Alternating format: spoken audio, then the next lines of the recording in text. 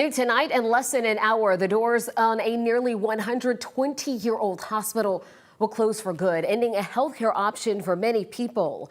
Wellstar Health System announced 9 weeks ago it would close the Atlanta Medical Center. And of course, this decision leaves a lot of community members and leaders scrambling to fill the gaps in care. Hope Ford joins us now live at AMC. Hope, what's it looking like out there right now? Well, it's pretty eerie right now. We really haven't seen anybody, maybe one employee walk by in the last 2 hours, and it's so quiet out here. You can actually hear the generator powering on and off every couple of minutes now. Wellstar says they're closing the hospital because of profit loss, but there's a lot of patients, employees, and city leaders who say the loss is to the community. A hospital no longer serving patients, instead serving as a haunting reminder for the city. This is what Atlanta Medical Center looked like Monday, the final full day of access. We're grieving a lot.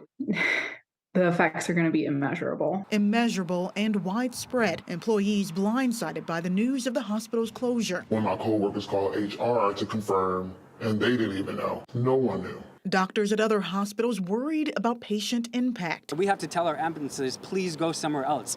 There's nowhere else to go. Families of patients grateful the hospital was open at a crucial moment. What's going to happen with trauma patients that desperately need that help? Other hospitals trying to expand access to handle an influx of patients. Right now, almost every hospital is overflowing. And so if you go to an ER, you are going to wait a longer time, particularly if you don't have a true emergency. Grady receiving $130 million in federal funds to expand. These are not Band-Aid solutions. Emory's Stonecrest Hospital getting $12 million. Little more than 1,400 AMC employees headed to other hospitals. Well, I'm confident short term that we're going to be okay. That's short term.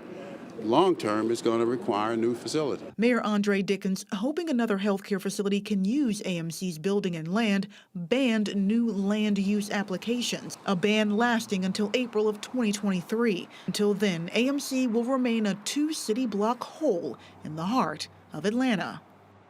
And it's also important to note that any physician's office affiliated with AMC, they're going to close as well by November 18th. So some of those physicians are either relocating altogether or they're closing altogether. Now, Wellstar Atlanta Medical's website, they do have an entire detailed list of how those patients can find other primary care doctors in the next few weeks.